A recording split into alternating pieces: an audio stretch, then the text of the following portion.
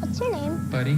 Your costume is pretty. Oh, it's not a costume. I'm an elf. Well, technically I'm a human, but I was raised by elves. On November 7th, the world's largest elf is coming home for the holidays. We elves try to stick to the 4 main food groups: candy, candy canes, candy corns, and syrup. Will Ferrell, Okay, people, Santa's coming to town. I know him! I know him! Elf, What do you want for Christmas? A sissy talks a lot. I'll put in a good word with the big man. rated PG, starts Friday, November 7th.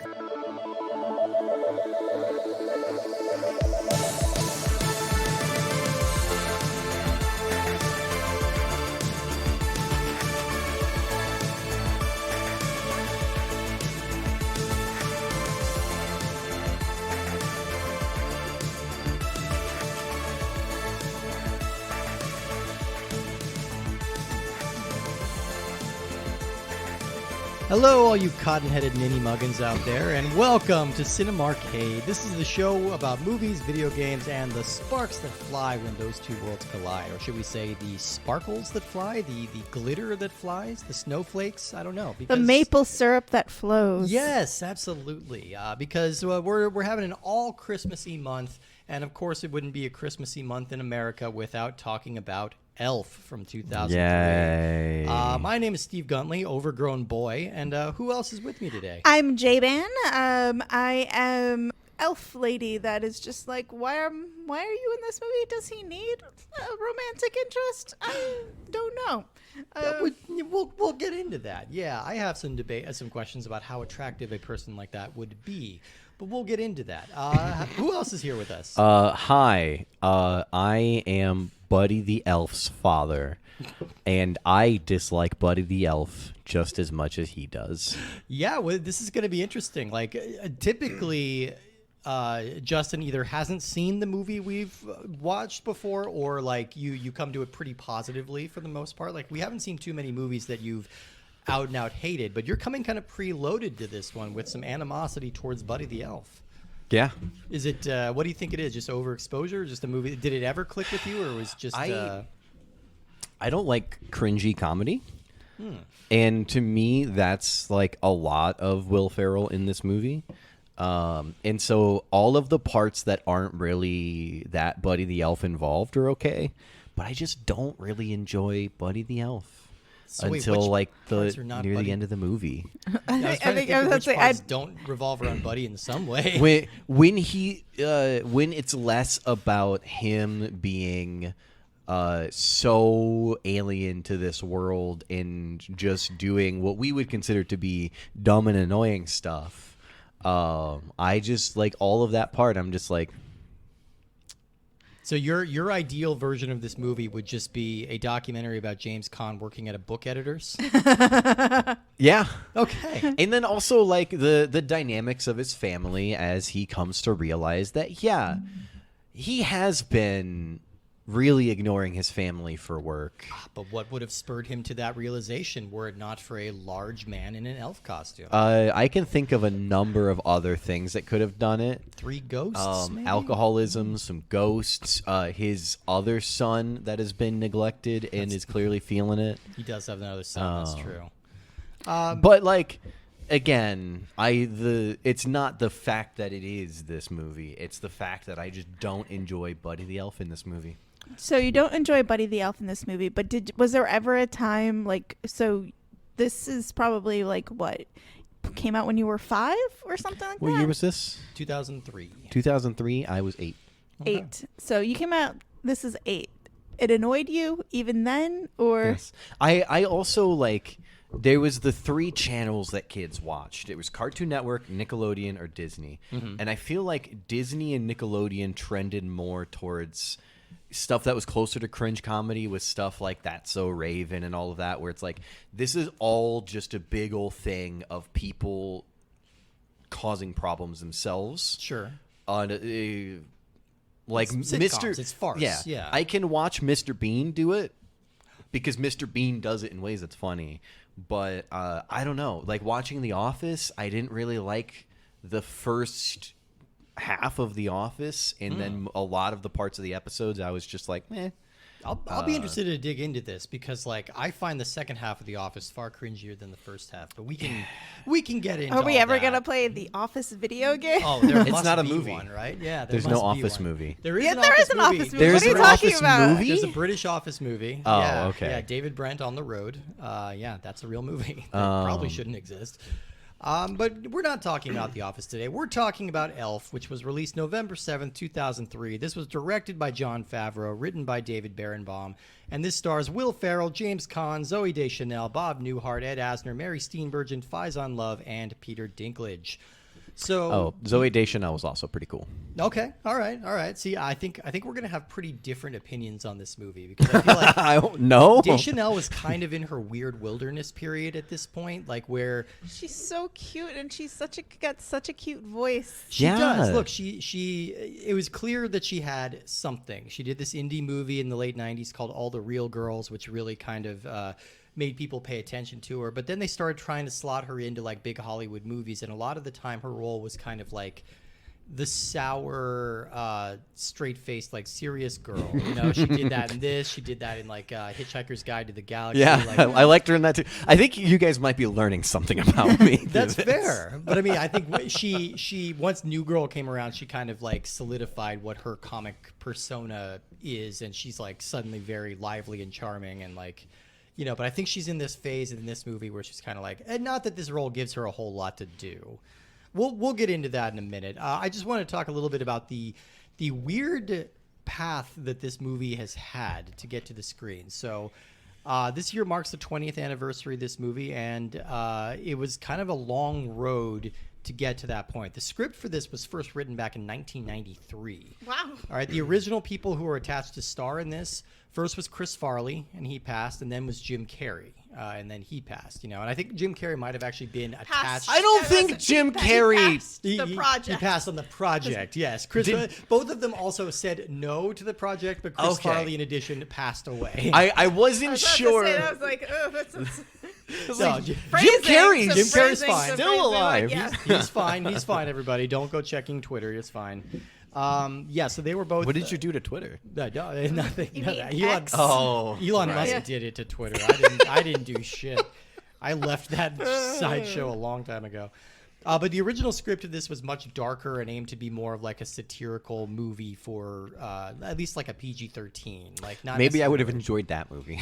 You know, there were bits and pieces of that were taking this. Jon Favreau, when he was brought on to direct this, at this point he was better known as an actor. You'd probably know him from movies like Rudy or Swingers and things like that. He directed one movie before called Made that he and Vince Vaughn did together. It was kind of their reunion from Swingers. It's kind of like a mediocre mob comedy, but some people go to bat for it. But he was approached to direct this film. He didn't really like the darker elements, and he wanted to strip this down and make this more of like a timeless family film. And the other thing he really wanted to do was work with Will Ferrell. So Will Ferrell at this time was kind of the MVP of Saturday Night Live, you know, and he seemed like he was kind of poised to break out in movies. He had big kind of attention-grabbing roles in two movies back-to-back. He did Zoolander in 2001, where he's the villain and he's a lot of fun, and then he did Old School in 2002, which, again, I don't think that's a very good movie, but he is good in it, and it kind of showed that this guy had a little bit of juice. So this was going to be kind of his first real starring role in a non-SNL movie. So when he was hired, he brought his writing partner, Adam McKay, in to work on the script with him. They stripped away a lot of the darker elements. They added a lot more room for improvisation and kind of all-ages comedy. And they also wanted the movie to look a little bit more like a Rankin Bass, like animated special from the 60s. So like your Rudolph, your Snow Miser, all of those things. You know? And that really shows in the beginning. Yes. It really shows in the beginning, and I'm like, did they have like? I felt like that snowman was the snowman from Rudolph, and I was like, did they get permission? Is it just a knockoff Rudolph snowman? It's really close. It's close enough. Very close. Yeah, and it's not voiced by Burl Ives anymore because he has passed. He passed on this project and life. But yeah, so they kind of gave it more of this whimsical feeling. And yeah, like you said, you really see it in the beginning and elements towards it at the end. And this movie came out and became a surprise, like critical and commercial hit when it debuted. And this basically minted Will Ferrell as a movie star and Jon Favreau as like one of those sort of mainstream filmmakers who can kind of do big budget things without making studios nervous. And I think that's kind of his deal. Made right? so much money off of this, like what, 225 Something like domestic, that. and I'm just like, off of a 35 budget, it's just like Very an modest. obscene amount of money. You know, it's been, I think before this, it had been a while since we'd had like a real sort of critical consensus, like timeless Christmas movie. Like The Grinch had come out 2 years before this and was a massive, massive box office hit. But I think most people agree that movie is fucking terrible. It is an unwatchable piece of shit. And I think the bit of nostalgia that people hold on to that movie seems to be gradually fading as Elf nostalgia starts to kind of take its place. I think that's been sort of the most surprising tale of this movie. I guess it shouldn't be that surprising, but this has probably become the dominant Christmas movie in our culture, right? Like, I think it used to be The Christmas Story. Now I think it's this. I think it's interesting because I watched this on HBO, and they definitely, it was like number 2 on their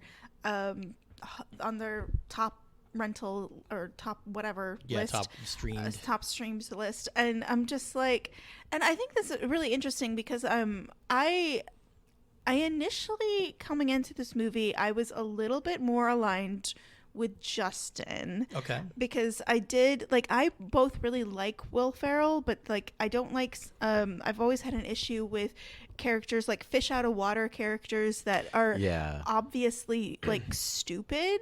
Like I like when characters play to the top of their intelligence, or like if they're stupid, then there's, I don't know, like it's got to be kind of like the idiot savant type of thing, where like they have redeeming qualities, and it's just like but rewatching it, I was like, I think this is an inoffensive movie. Like it's lower.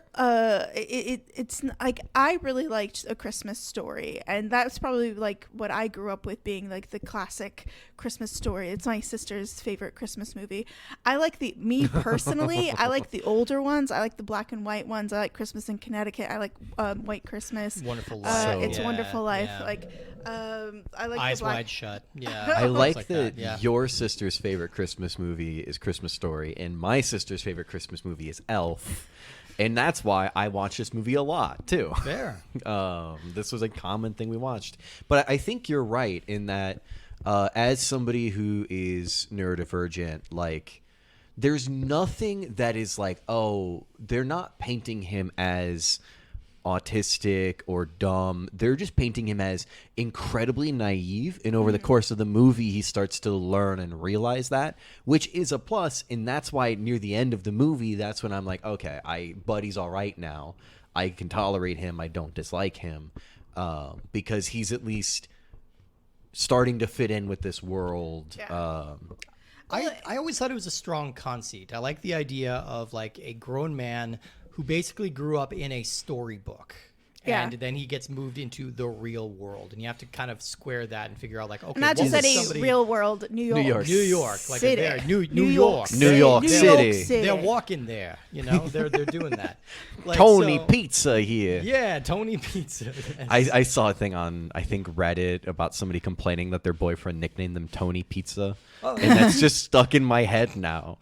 No, but I think it's a funny idea. And I think where the movie gets kind of lopsided for me is that the very abrupt transition. Like, you have the whimsical storybook world in the first act, which is important to set it up. And I it's liked really clever. the whimsical storybook world. Like, I liked Yeah. the narwhal. I love the little animals. The I little love puffin, like yeah. and I kind of was really rooting for him to be like, to find his place in the North Pole. But he's like, they were like, nope, your place is gone. Your place is Yeah. with your birth family. I'm like, no, maybe it's here. Maybe you just gotta be a dentist. Yeah. Like, they don't Yeah. seem... They don't seem super tolerant at the like they seem chill with him, but they're not like trying to. They're tolerant, but they're not. What's the phrase? They're not like, I don't know what the phrase is. It's like they're just not accepting him. They like Yeah. him, but they know that he's not one of them, and he doesn't know. They You know, he hasn't tolerate pieced it them. together. They don't hate him, but they're also not helping him fit in. No. And then fucking Santa, when the guy's like, yeah, I'm going to go to New York. Santa's like, oh, I've been to New York. Yeah. Don't go to strip clubs. Yeah. Don't eat the gum off the floor. And the best pizza place is here. And then just leaves. And I'm like, they did not prepare Buddy for shit. Yeah, it's his They're journey, you know? so That's the whole point. irresponsible.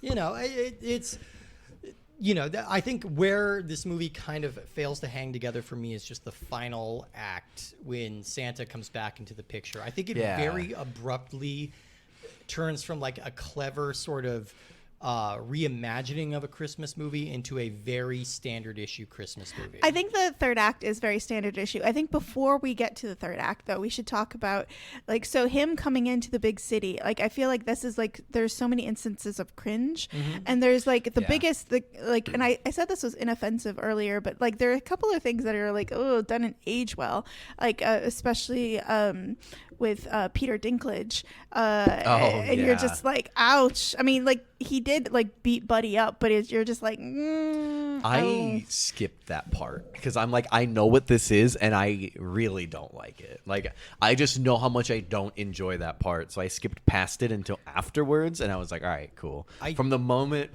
Buddy walked into that room, I skipped until the aftermath. I think that bit is funny, and again, it's because, like you were saying, J-Van, like everyone is playing to the top of their intelligence in that scene.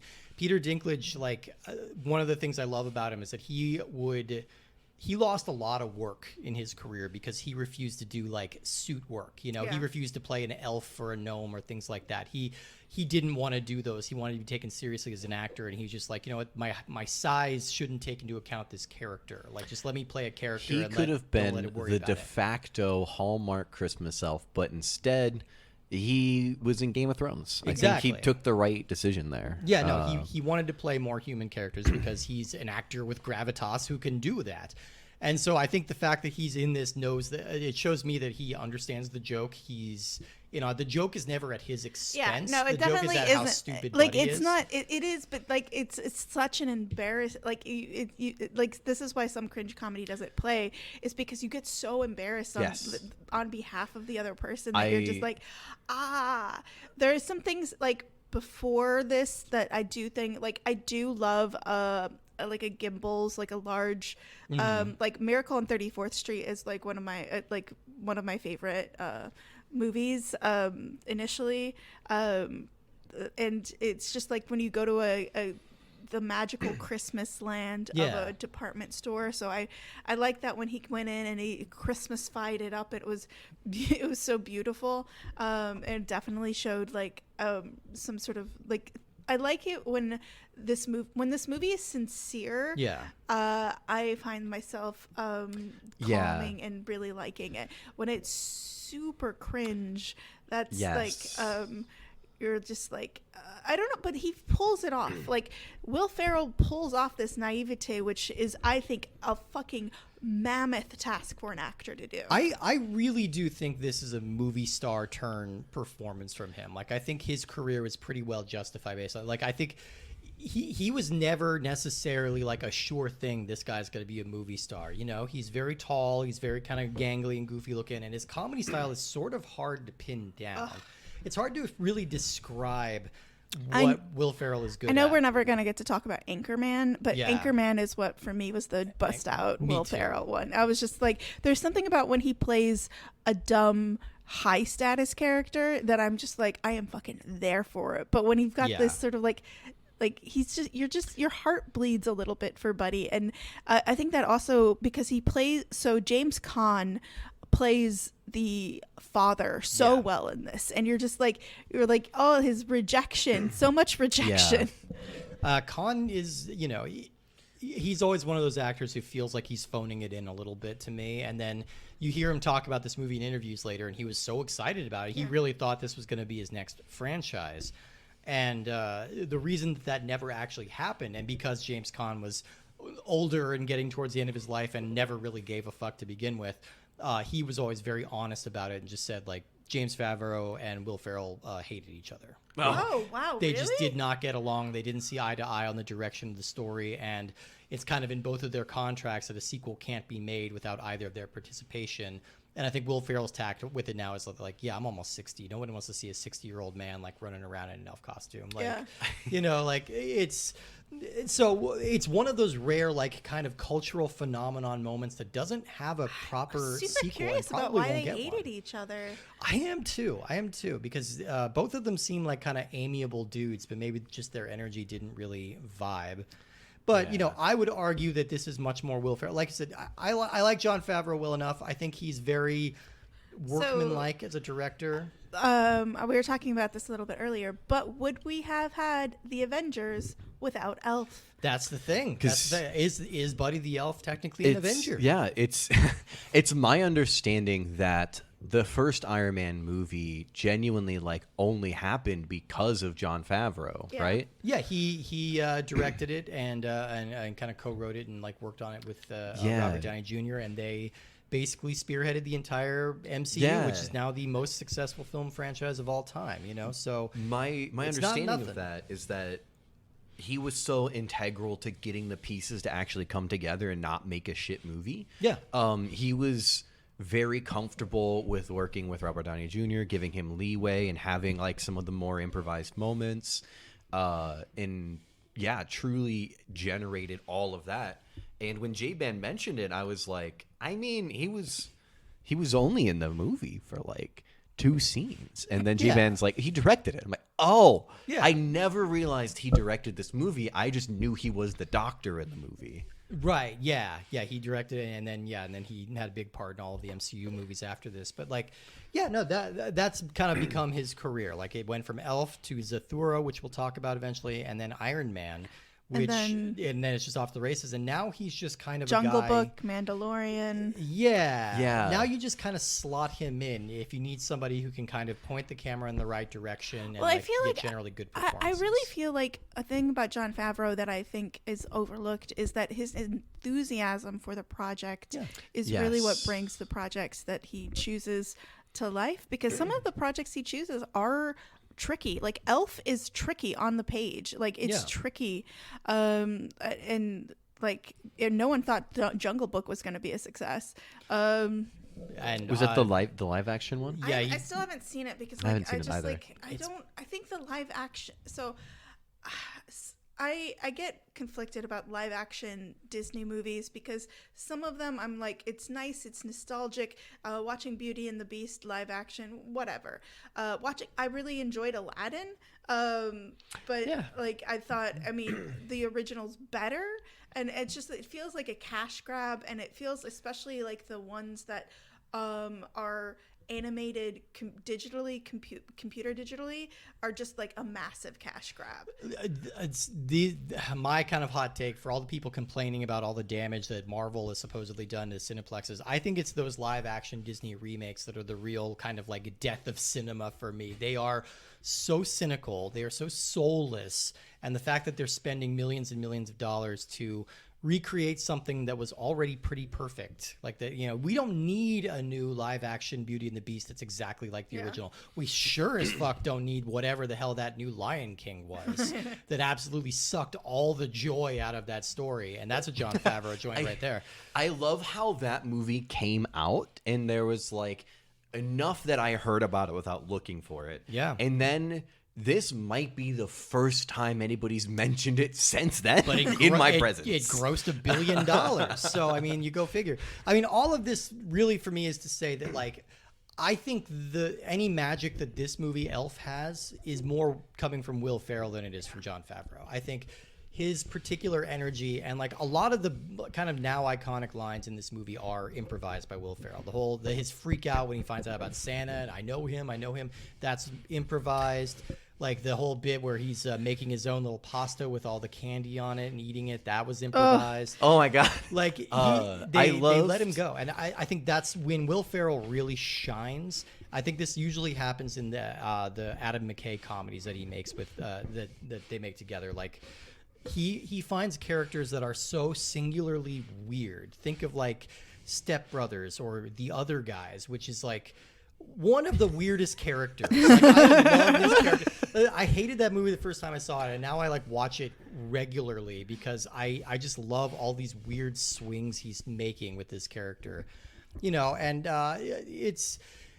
it's become like Will Ferrell's become such a ubiquitous guy at this point that it's like it feels weird to even talk about him because he's like he's not going anywhere, But I appreciate that he does all these very mainstream films, but he always brings his kind of energy to it, and he also uses his clout to make some really weird stuff sometimes. I think my favorite line in this whole movie is like near the beginning of The Great Date Night. And they go to cross the street, and he goes, "Yellow ones don't stop." Okay. Yeah. And I'm like, that sounds like a taxi cab to me. Sounds like a toss-off, too. All right, since we mentioned it, I want to talk about this date sequence because this has always been a sticking point for me in movies like this. Like, they always cast a very beautiful young woman to play like the romantic interest for this weird kind of goofy man-child character in these big high-concept comedies. I have a really hard time believing that she's attracted to him. Yeah. Same. And I'm not saying anything about his physical appearance. I'm saying like I have a hard time believing that this woman is going to be attracted to this large boy who is dressing like an elf and like just gets real excited and acts goofy like this all the time. Maybe it's like, I think we're supposed to think that it's his guilelessness that's charming her, but like, I don't feel it because I feel like I'm not picking on Zooey Deschanel. I feel like her part is really underwritten. But that's always an issue with me in comedies like this. I'm just like, I don't buy this relationship. And I definitely like, and it's more of like, if you met somebody like this on the street, you'd be like, okay. Yeah.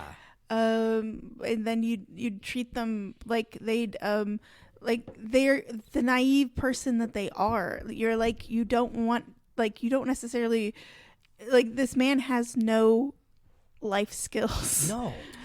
Okay, but let's dig into that just a little bit because yes, he has no life skills, and this is a slight derailment a little bit to this, but this man's got skills, which is the most elf skills. Yeah, it's the most. It's the thing that I dislike the most is that like. Dude made what 81 Etch-a-Sketches, and they were like, "Well, we're looking for 900." I'm like, "All right, cool. Well, you don't add up over there.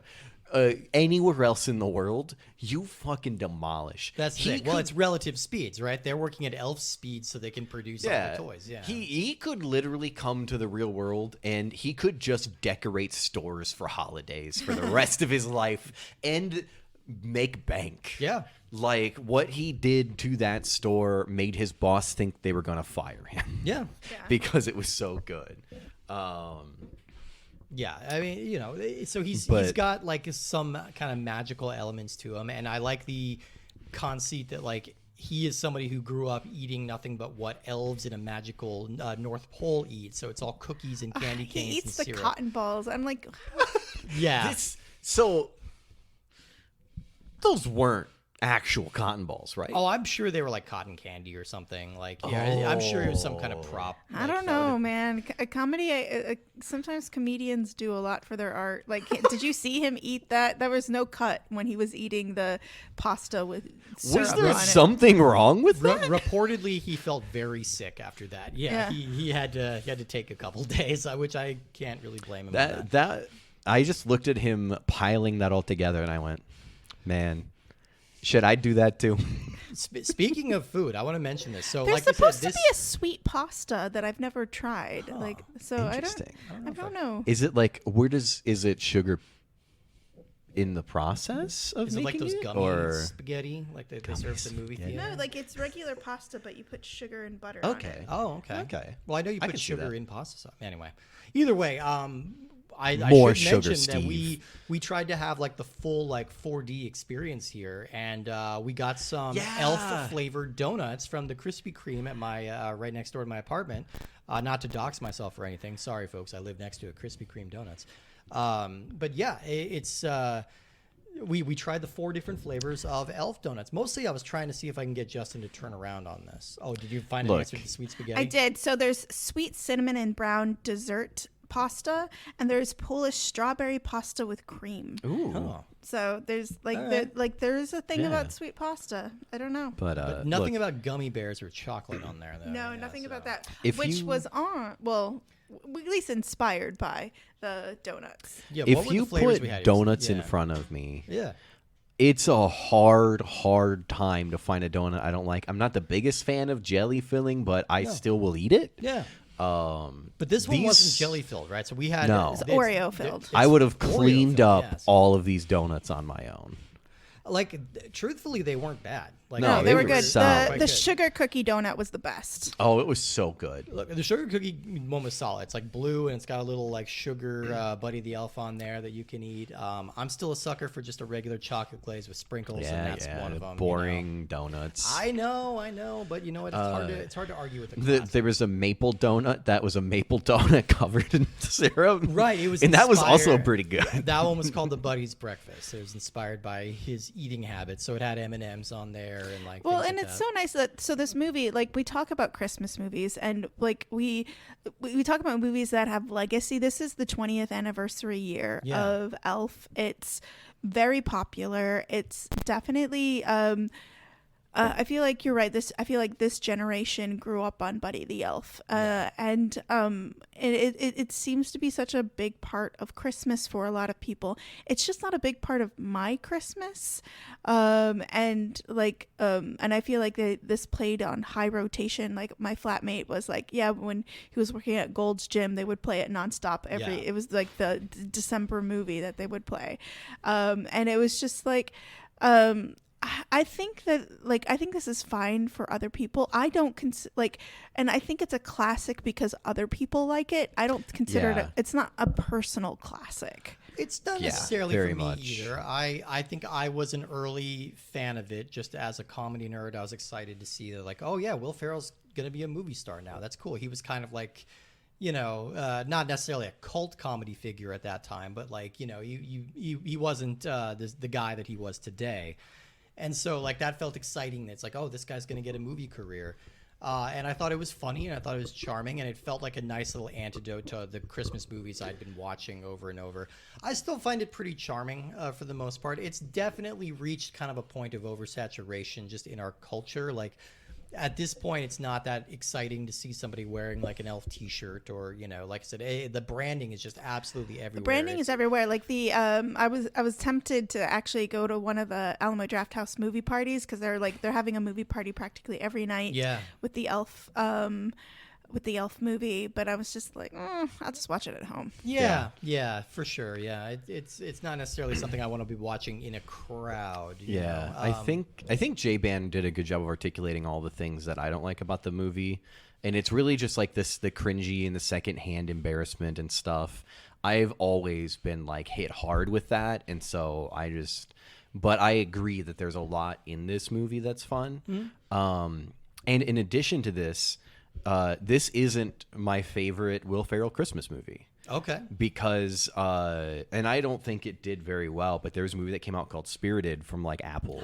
I really like Spirited. It's pretty good. Really Is that good. worth watching? It was It's a lot on of fun. Apple. It was I fun. honestly, I saw the poster and it looked annoying. And I thought it was all right. Okay. I had actually at the AMC they did an event that year, which was last year. Yeah. Where it was just like a $5 mystery movie, and that was what the movie was. So it was before it aired. I guess it was like an early showing thing they were doing. Yeah. And me and my roommates went and watched it, and they were like, and I was like, this is probably my favorite Will Ferrell movie. Yeah, Okay. It was a fun movie. Yeah. Like it was definitely, and like I'm a sucker for a Scrooge movie. Like Is that what that is? yeah. Oh, Yeah. okay. Well, it's like it's the I ghosts literally- from Scrooge. Like, truthfully, they did such a bad job marketing that movie. The poster is just like red and green with Will Ferrell and Ryan Reynolds on the cover. They're dressed like elves, and I'm just like, this looks irritating. It's such an interesting It's concept. a musical, right? There's music in it. Oh. I Okay. think it might fall under the classification, but it's a little light on it. Yeah, Okay. I think they've got like 3 songs in it. and Okay. it was- Yeah, but That it's always annoys me too. It's like, if you're gonna be a musical, just be a musical. Don't dip your toe in. Don't just like The- skim the surface. Come on. the concept of the movie is that Ryan Reynolds is the modern Scroogey businessman character. Okay. And Will Ferrell works at like the Christmas agency that does the Scrooge style ghost things to try to make people change their ways. And Ryan Reynolds is the target, but they have to call in the big guns, which is Will Ferrell, who plays a very like straight and serious character through most of the movie. And it was a good time. Ryan Reynolds was the character you'd expect Ryan Reynolds to be, and Will Ferrell was like the person trying to rein in Ryan Reynolds throughout it. It is very. I feel like it felt good. The dynamic felt. Yeah, it felt nice. good. Like I think Ryan Reynolds is really funny, and Will Ferrell is great. And I would definitely rewatch the movie. Like I don't know, it's not something that I watched and that I fell in love with. It's something I watched and I'm like, that was a fun movie. Yeah. That was a fun movie. I would rewatch it some other. It's probably not a cinematic masterpiece, but it was still a good time. I'll give it a chance. Okay, I'll give it a chance.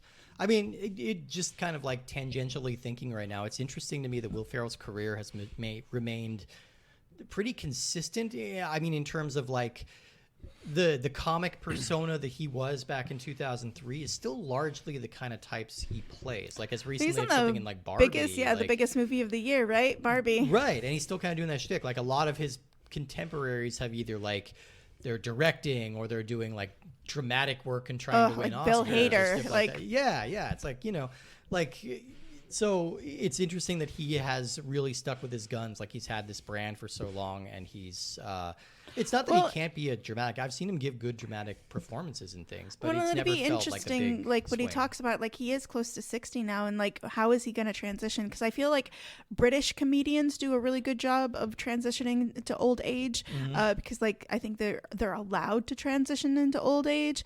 So I'm super curious about how Will Ferrell will like transition Just into be careful about using the word transition in case any elderly British comedians are listening. They might get real offended. So, I think one of the big things about like British humor is that it's a little less childish.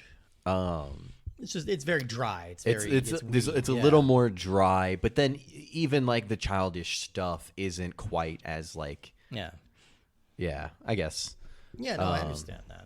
But yeah, their childish stuff is often related to class. Yeah. And to class identity. And so you have somebody who is acting like a child, but it's because they're upper class. So it's like this thing that you're punching up. Yeah, like because they're a ninny, you know, they're silly because they've been so sheltered their whole life. Yeah. Well, let's transition to talking about the game, because a lot of people listening, you know, despite all the insane amount of Elf merchandising that's out there, you're probably completely unaware that the Elf video game exists, and there might be a good reason for that. So the Elf video game was released on November 4th, 2004, so a full year later.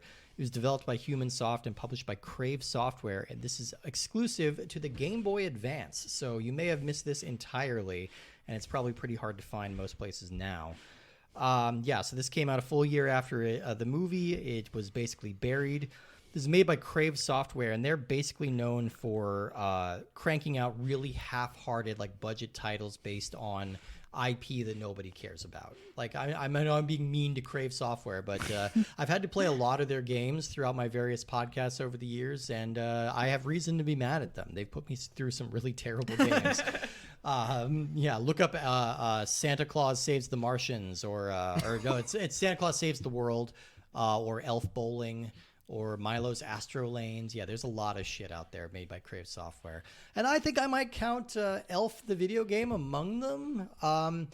It's hard to describe this game because this is the laziest, the least ambitious, the most like straightforward video game I think I've ever played. Would you be surprised that Wikipedia says the game received generally negative reviews? I would not be surprised by that. You're basically following along the plot of the movie, but it's a side-scrolling platformer where all you do is walk right, jump up and down to collect candy, and that's it. Except it's not always side-scrolling. Yeah, sometimes you have like top-down segments where it's just incredibly frustrating to maneuver. Yeah, they don't improve. Like, the side-scrolling part that I had played had a lot of things that you jump on, and it's bouncy, and the more you bounce on it, the higher you get. But it's like, the thing that you're trying to bounce to is out of frame, so you're just like guesstimating. Like, I think I'm supposed to land about here. Oh, Yeah. I missed. So I didn't like the game, but like we've played some bad fucking games. We have. have. I don't think this is near the Absolutely. bottom of the barrel. So I just- like yeah. it's definitely like it functions. Sure. Like the animation works. Like you don't get lost. It's functional. Which is high praise. Yeah. But like I was definitely like I played like 3 levels on it, and it was just like super like I don't know what age group this game is for. Like I feel like the mini games that they played, like you build a snowman, you sort shoes, you have a little memory game where you fill Santa's sack, and it's just like I don't know, like maybe a 4-year-old. I don't know. Understand children's ages. It's for A babies 4-year-old without hands. Yeah. Yeah. Almost exclusively. No, I'm not gonna say that because we did die a lot and we couldn't get past the 4th level. So like maybe that's not necessarily on them, but like. I agree that it's like basically functional and it's inoffensive in a lot of ways, but it is almost comically tossed off. Yeah, Like, it is. This is the epitome of like first draft like game making. It's like, all right, sitting at a table, it's like, okay, what should our elf game be? Side-scrolling platformer? Done. Everyone take a long weekend. Candy, yes, candy. We'll have candy jumping. You know what? Danger, polar bears, icicles. Got it. Do we have some old polar bear sprites from Donkey Kong Country that we can make look shittier? Let's toss those in here. All right, we're done. We'll close the office early. Intern, you don't mind staying and programming this entire game? Okay, thank you. You're really earning that college credit. That's basically the conceit behind this game. It's one of those, it's like they don't even really give you any kind of weapons to defend yourself. I believe later in the game you do get access to some snowballs for some limited sequences where you're like having like you're recreating the snowball fight from the movie, but most of what you're getting is just walking around collecting either candy or the letters of New York. And the animation actually doesn't look half bad. Like I have to say the graphics aren't terrible. Again, we've played some real bad ones. But it's definitely like it looks like an Elf video game. It has the same spirit as Elf the movie. Like it's functional. But it is not fun-ish to play. Like it's not. It's just sort of like it's like you could yawn and you'd probably have more fun.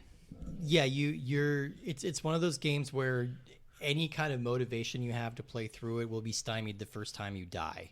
You're just like, this is going to be fine as long as I don't hit any kind of obstacle. The moment I hit one single obstacle, that's too high of a barrier for my interest to succumb, Like, I am not going to survive dying more than once in this game, not because it's so hard, it's because I will get bored. But I will agree, like it's got kind of like the fluid sort of Super Nintendo looking sprites, which I appreciate. Most of it looks like it's like being done. Like I think they're going for a like storybook. the fact that Buddy does look oversized. Like he doesn't fit in the world. Yeah, and yeah. I did like that little But piece. The cutscenes being just a single frame of a scene from the movie. Yeah. In very JPEG quality. Yeah, I think the photo quality is 1p. Yeah. And then with no subtitles or text. No. It's just like, here's a picture of Buddy the elf being talked to by another elf. It sounds like you're being Stone Cold Steve Austin right now. I remember he was good in this movie. Yeah, but no, I get what you mean. It's just a single still image, and then you get kind of an inscrutable font telling you roughly what you're supposed to do. Yeah. And then this game still has a password system. Like the There Game is Boy no Advance saves. cartridges were you could save on a Game Boy Advance cartridge. Like, but this one still has a password system like an old Super Nintendo They went game. so cheap on this, they didn't even include a storage chip, most likely. Probably not. That's why they're just like, oh yeah, we can save like 2 cents a cartridge. Yeah. I mean, I'm willing to bet if you just kind of like buckle down and play through this game in one go, it would probably take you an hour just based on the progress we were making, like corresponding with the plot of the movie. I couldn't imagine it would take more than 1 hour to finish this game if you really crack down on it. Fun fact: you were talking about Crave. That's their name, right? Yeah, Crave Software. Yeah. They are the reason why one of my favorite games as a kid came out, because they published Star Lancer. What is and Starland? Star Lancer Oh, was Star like Lancer. I it thought was you like said Starland. Sir. Did you ever hear about Wing Commander? Yeah. It's basically like another where it's, I believe, co-developed with the Wing Commander studio, but they made a sequel called Freelancer that was an open world like space role-playing game. You don't really have stats or anything, but you have relations with the different factions, and there's an overarching story, but you can go wherever whenever you want. There's a trading system. It's kind of like the major influence for Star Citizen. Okay. But I played so much of that game as a kid. There's like a storyline where there's a big old conspiracy, and I love conspiracy storylines. Okay. In games, movies, TV shows, always so much fun to be like, ooh, who's the bad guy? Which one's the bad guy? Do we know? But anyway, yeah. I'll take that under Crave- advisement. I would apologize to Crave. Crave did something They right. know what they've done. But to me. they only published it. Yeah. They didn't. They were not involved with development whatsoever. And then after that one came out, Microsoft got involved in this. Oh. The next Freelancer was published with Microsoft. Okay, that makes more sense. Yeah. They ditched them, and they're like, "Nah, we're doing big kid stuff."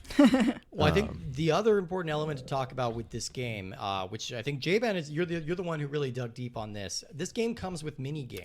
Yes. There are 3 mini games. Can I just emphasize the mini and mini games? The very mini, yes, absolutely. So tell us about your experience playing these mini games, J-Ban. The snowman one was atrocious. It was just like you just rolled a ball, it got bigger, and then you put 3 balls on top of each other, and then a snowman existed. It's kind of a riff on the classic like block pushing puzzle that you see in a lot of video games like this, but like there's no real rhyme or reason to it. Like you don't need to be strategic about where you approach the snowball parts. They don't need to be a certain size. You just need to bump 3 of them together. I was thinking about like almost Lawnmower Simulator. Sure, yeah. And then the memory game was super easy. I was like, I wondered. Well, I was curious. I was like, if I play this memory game 25 times, would I have to memorize 25 things, or was it only like up to 6? I don't know.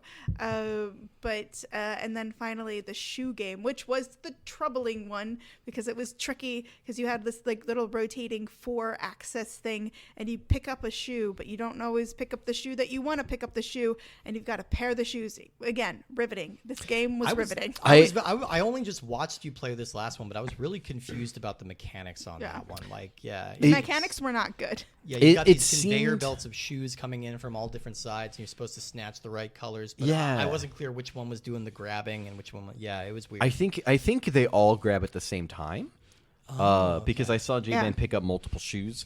It's like this is the type of game that we either would have played on the computer in class when I was a kid because it was inoffensive and just kind of like do, or this would be like a modern mobile game, obviously a little more cleaned up and better, but this would be like a modern mobile game with like microtransactions and stuff. Yeah, probably.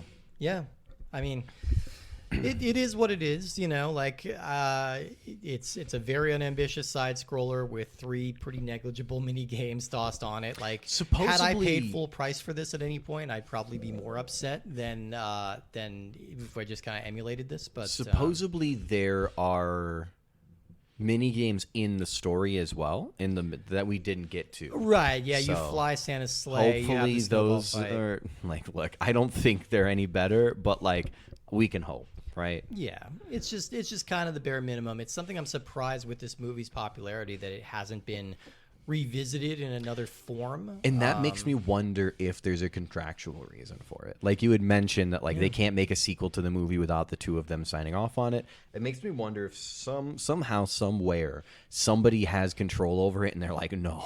I'm curious because come to think of it, are we going to be talking about very many like Will Ferrell movies? I don't think so. Anchorman has a video game. Anchorman doesn't. I'm trying to think of the ones that would. Like Blades of Glory doesn't. Yeah. I don't know. I think this might be the only one. I'll double check on that. But yeah, obviously he appears in a lot of movies, but in terms of him being like the title character, this might kind of be the only one. But it was fun to dig into either way. Do we have any final thoughts on Elf? I think it's a good movie for most people. It's just not one of my favorites. I mean, I don't know whether or not. Well, and I think that it is. There's a lot of charm in it, but it's also one of those movies that I think everyone's watched so many times that it's just sort of hard to quantify. I will say that those donuts that we ate are actually a pretty good metaphor for this movie, in that it is surprisingly good, a little cloying at the end, and I wouldn't want to have it every day. I'm gonna say There you go. don't watch the movie. Go buy the donuts. I'm gonna. Oh yeah, well, we sort of veered from talking about the third act, but I do think the third act is the weakest point because there's no reason for Santa to be people lost the meaning of Christmas right over New York City, right over Central Park. It was just so coincidental. It feels late to drop that on us. I guess they kind of mention it in the first act, but then that goes away for the entire But there is a movie. group song, and I'm a sucker for the magic of Christmas singing. And also her voice. No, yeah, I love Zooey Deschanel's voice. Look, I just love Zooey Deschanel in this movie. Oh, There's she's a lot to great. love. She's Yeah. very pretty. She's one of those, having her without glasses and with blonde hair kind of made her almost unrecognizable for me. If I hadn't had her voice, I wouldn't have kind of recognized her at that point. But yeah, I just think it's a Deus Ex Santa, right? Yeah, Deus Ex Santa. Absolutely. He drops out of nowhere and solves the movie. Especially because they established that it used to run off of Christmas cheer, but they built an engine for it. Yeah. Because there wasn't enough. And apparently it sucks. Yeah. Which, to be fair, it did backfire the first time they looked at it. Yeah. So I guess, but they also were your Papa showed you everything about this thing, and I'm like, wait a minute, did he? Yeah. Because I thought Elf left a couple days later. No.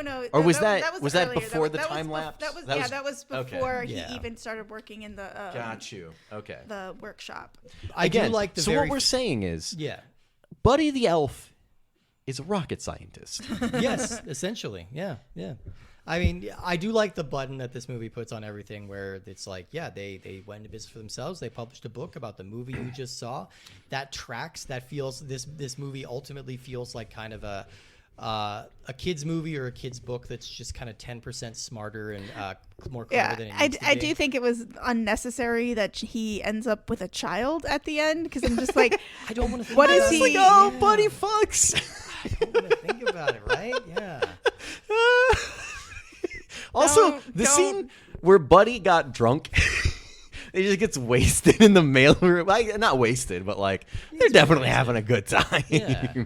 Oh, No, it's but pretty yeah, great. I'm with you. Having a child at the end there, it just raises logistical questions that I don't like to think about. Especially What logistical questions? He's a human. Oh, look. I understand. She's a human. I understand the mechanics. Yeah, of but it. It's the who's psychology taking of it. care of the child? Raising money and diapering it. The book. Do they have, sold? They make money. But do they have to dress like that? Do they live in the North Pole? Or They're just commute? visiting. They're following the trends. Okay. They're following the culture and the what you call it. North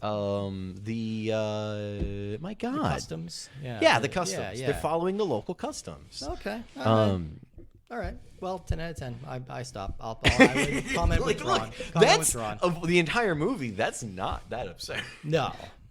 Well, let's move on to our wrap up where we yeah. talk about whether this is a good movie, good game, a bad movie, bad game, or some mixture in between. I think we might have already articulated a lot of our thoughts. I will go. I'm still going to say this is a good movie. I am for sure a little sick of seeing this kind of everywhere. I think it's just been a little oversaturated and could stand to cool it a little bit. But I think overall this is a clever movie with a good heart that means well and has a certain timelessness that I can appreciate. And I think this is a bad game. It's a bad game. It's not. Yeah. It's not the worst we played. It's not bottom of the barrel. It's basically functional, but it's just so comically lazy. It's a game that if you would have bought it at the time, you hopefully would have bought it out of the bargain bin for your 10-year-old. Yeah. So I'm or gonna less, say or younger. good movie, but if you want to watch a Christmas movie that maybe is unsaturated, is Scrooged, Scrooge is better. with Bill Murray. Love it. Definitely, it stands the test of time. Scrooge is so good.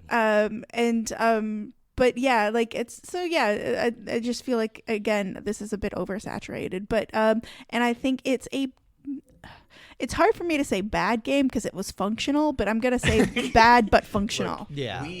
Deeply unengaging. We have to because of what we've been put through. We have set the bar so low. I'm sorry. It being a functional game should not be the bar. It should be over that. The bar should be above. One would hope. One would hope. Should be more than functional. It should be functional. Oh. You're welcome. Okay, all You're right. welcome. Let's print I'll up the be here t-shirts. God damn it. all week. Okay. Um, All right, where do you come down? Where did your heart All grow right. 3 sizes this So screening? here's the thing. This movie, clearly not for me. Sure. However, it is absolutely undeniable that I am in the minority based on everything. So I have to say it's a good movie that I did not enjoy. Well, you don't need Or to at say least it's a good movie. everybody You don't thinks have it's to a like good it. movie. I think it's a movie. I don't think it's a bad movie. I don't hate it. But when I had to watch it every year, I was like, no. Yeah. Anything else? I'm not the world's biggest Christmas movie person. Yeah. But this was one that I would rather not watch. Okay. And that's why I tried to start the Die Hard Hey, you got your Die Hard thing in at there. my family of Yeah. like, hey, we watch Die Hard every Christmas. There you go. But I don't know if it's going to take. And of course, you felt the game was functional. No. No, No. you didn't find it functional. I thought it was clunky but functional and overall blah. So bad. Yeah, pretty blah. I always feel bad calling things bad, but like it was a bad game. That's fair. That's fair. And I think that is about what they wanted out of it. I don't think there was any intention. I don't think any of the developers went into this going, I'm going to make it big off of this game. Hey, I you think they never all know. went into this going, I am punching a clock. Yeah, I am going to get credit at So- DeVry University for this game. Now that we've wrapped up, there's something that I forgot to say. Is like, and no. evidently the soundtrack for this was second only to Polar Express in Christmas albums since '91. Wow. Interesting. Because we discussed this on Polar Express, that the score for this is pretty similar. Yeah. Or at least we should say the score for Polar Express is pretty similar to this, because that came second. Yeah, I think the score is lovely. It's Yeah. very nice. It's very jolly and very Christmassy. Sounds very nice. All right, everybody. Well, we've got another couple of Christmas movies with really good scores coming up for you because to close out our month, we're going to give you a little mini series. That's right, 2 back-to-back movies in the same series that are following our all Christmas trend. That means that next week we're going to be watching Home Alone. Oh, yeah, that's right. And then the week after that, it will be Home Alone 2 Lost in New York. So we're closing out the year with the Home Alone duology. I mean, I'm there's many super more curious movies, to see how Home Alone in New York fares time-wise, because I was always a sucker for Home Alone New York. Like I was a sucker for that. Like going to New York City, being a kid, getting a hotel room. What's the I have official takes. title? It's just Lost Home in New York. Oh, Home is it Alone 2, okay? Lost in I'll New say York. we're calling it Home Alone New York as if it's like the new CSI. I like that idea. Although, yeah, He kind of is. He perpetrates horrible crimes. I'm pretty sure there was a CSI New York. There was, yeah, Gary Sinise. Yes, Gary Yes. Sinise. That's the one. I was thinking of him, but As we all are in this Christmas season. Yeah. We're all Christmas Sinistings to all of I you. I was literally sitting here while Come on, y'all were talking about the Sinistings, soundtrack, Sinistings. going, "Oh yeah, Home Alone's a Christmas movie, isn't it?" It's I was thinking deep- through all it's the a Home Alone deeply Christmas movies, movie. Yeah, all and of them then we're doing it. We're doing So, it. We're doing hey. it. So tune in next week to hear us talk about the first Home Alone. Thank you, everybody. And you better check your elf before you wreck your elf. No. No. We want to. Anyone anyone have a stronger line than that? Punch up room? Oh God, no, I don't. That broke me.